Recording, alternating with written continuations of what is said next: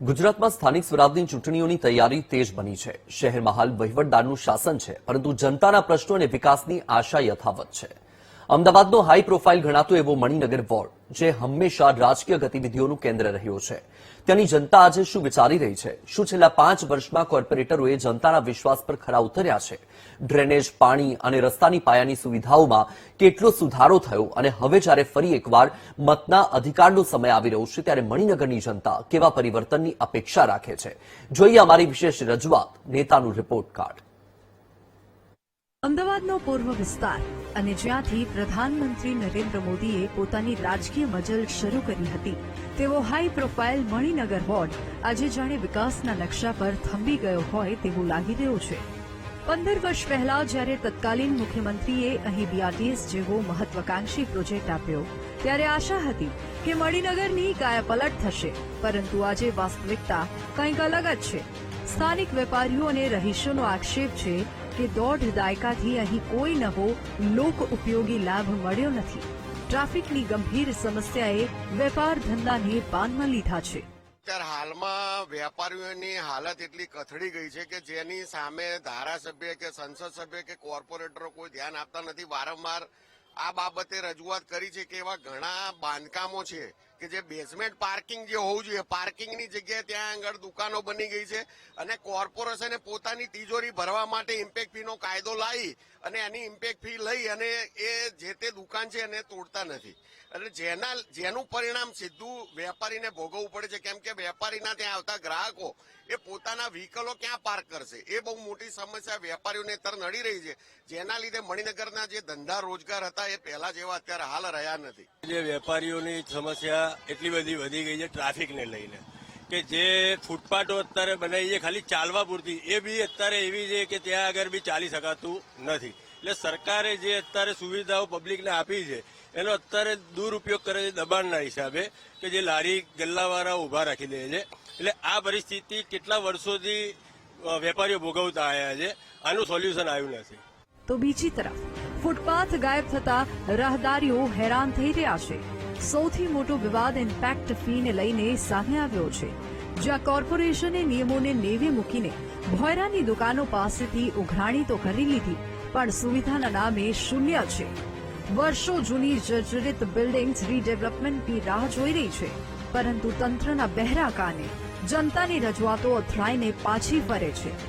અનેકવાર કોર્પોરેશને રજૂઆત કરવા છતાં પરિણામ જેસે થે સ્થિતિમાં છે। ત્યારે સવાલ એ થાય છે કે શું મણિનગરનો વિકાસ માત્ર ભૂતકાળના ઇતિહાસમાં જ સીમિત રહી જશે? ઓવરઓલ હું જોવા જાઉં તો મણિનગર વિસ્તાર કદાચ નદી આ બાજુના વિસ્તારમાં સૌથી સારામાં સારો વિસ્તાર હશે। મણિનગરની અંદર ઘણા બધા વિકાસના કાર્યો થયા છે। મણિનગરની અંદર એક સ્પોર્ટ્સ કોમ્પ્લેક્સ બનાવ્યું છે, એલજી ગ્રાઉન્ડ કરીને એને ઓળખાય છે, બરાબર। તો એની અંદર કેવું છે કે સ્પોર્ટ્સ કોમ્પ્લેક્સ છે, તેનો ઉપયોગ ફક્ત ને ફક્ત સ્પોર્ટ્સ માટે હોવો જોઈએ। એની અંદર આ લોકો લગ્ન પ્રસંગ માટે ભાડે આપે છે, અનેક બીજી બધી વસ્તુની અંદર ભાડે આપે છે। તો એક સરકારશ્રીની એક એવી વિનંતી છે, સ્થાનિક નેતાઓને બી એવી વિનંતી છે કે એ કોમ્પ્લેક્સ છે તેને ફક્ત ને ફક્ત સ્પોર્ટ્સના ઉપયોગ માટે રાખવામાં આવે, જેથી એરિયાના બાળકો ત્યાં રમી શકે। સૌથી મોટી સમસ્યા ટ્રાફિકની સમસ્યા છે। અહીંયા કોમર્શિયલ જે બાંધકામો થયા છે એમાં પાર્કિંગની સુવિધા નથી। લોકોને ટોઈંગ અને ટ્રાફિકના ત્રાસથી મણિનગરની પ્રજા ત્રાહિમામ થઈ ગઈ છે, અને આ અંગે અમે અમારા ધારાસભ્યને રજૂઆત કરવા છતાં પણ આજ દિન સુધી કોઈ પરિણામ નથી આવ્યું। કોર્પોરેટરોને કોઈ સાંભળતું જ નથી, એટલે અમે ધારાસભ્યને રજૂઆત કરી હતી, પણ એનું છેલ્લા 3 વર્ષમાં કોઈ નિરાકરણ નથી આવ્યું। અમદાવાદના મણિનગર વોર્ડમાં 2026ની સ્થાનિક સ્વરાજ્યની ચૂંટણી પહેલા જ રોટેશનના નવા સમીકરણોએ રાજકીય ગરમાવો વધારી દીધો છે। 2021માં જ્યાં મહિલાઓ માટે સામાન્ય અને પુરુષો માટે એક એસસી તથા એક સામાન્ય બેઠક હતી, ત્યાં હવે ઓબીસી અનામત લાગુ થતા વર્તમાન કોર્પોરેટર્સની ગણતરીઓ ઊંધી પડી છે। બ્રહ્મ સમાજ અને પાટીદાર ઉમેદવારોને પ્રાધાન્ય અનિવાર્ય, સંતુલન જાળવવા માટે જાતિગત સમીકરણ સેટ કરવા જરૂરી। મણિનગરના રાજકીય સમીકરણોએ સર્જ્યો ભૂકંપ। ચંદ્રકાંત ચૌહાણ અને ઇલાક્ષી શાહની ટિકિટ કપાઈ શકે, શીતલ ડાગાની ટિકિટ પર લટકતી તલવાર આનાથી સ્પષ્ટ થાય છે કે ભાજપ આ વખતે નો રિપીટ થિયરી અથવા નવા ચહેરાઓ પર દાવ રમી શકે છે. આ બદલાતા પ્રવાહમાં ભાજપ અને કોંગ્રેસ બંને પક્ષો માટે જ્ઞાતિગત સમીકરણો જાળવીને નવા અને સક્ષમ ઉમેદવારોને મેદાનમાં ઉતારવા અનિવાર્ય બન્યું છે.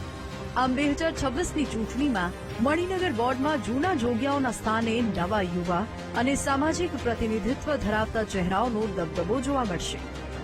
ભાજપના ગઢ ગણાતા મણિનગર વોર્ડમાં આ વખતે રોટેશનના કારણે પક્ષ માટે નવા સમીકરણો બેસાડવા અનિવાર્ય બન્યા છે. વર્તમાન પેનલના 3 કોર્પોરેટરની ટિકિટ કપાવવાની પ્રબળ શક્યતા વચ્ચે પ્રદેશ નેતૃત્વ હવે નો રિપીટ થિયરી સાથે નવા અને સક્રિય કાર્યકરો પર દાવ ખેલવા જઈ રહ્યું છે. ખાસ કરીને ઓબીસી અનામત બેઠકો પર જ્ઞાતિગત પ્રભુત્વ અને સામાન્ય બેઠકો પર બ્રહ્મ સમાજ તેમજ પાટીદાર સમાજના મજબૂત ચહેરાઓને પ્રાધાન્ય આપવાની રણનીતિ ઘડાઈ રહી છે. Vipul Sevak general category, Karan Bhatt general category, Anil Jodhani general category, Rakesh Brahmbhatt OBC category, Darshan Prajapati OBC category, Shweta Brahmbhatt OBC category, Hinashi Shah general category, Prakash Modi OBC category.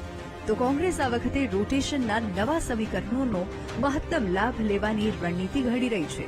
ખાસ કરીને જ્યારે ભાજપના વર્તમાન કોર્પોરેટર્સની ટિકિટો કપાવવાની ચર્ચાઓએ જોર પકડ્યું છે, ત્યારે કોંગ્રેસ હવે નવા ઓબીસી અનામત અને સામાન્ય બેઠકો પર સ્થાનિક સ્તરે પ્રભુત્વ ધરાવતા તેમજ જનસંપર્ક ધરાવતા સક્રિય ચહેરાઓને મેદાનમાં ઉતારી શકે છે.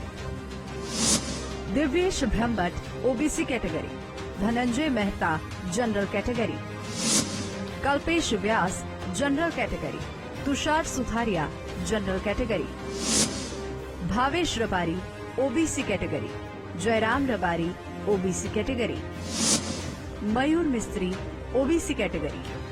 સમગ્રપણે જોતા મણિનગર વોર્ડ વર્ષોથી ભાજપનો અજયગઢ રહ્યો છે, જ્યાં મતદારો વ્યક્તિગત ઉમેદવાર કરતા પક્ષની વિચારધારા અને સંગઠન પર વધુ ભરોસો મૂકતા આવ્યા છે.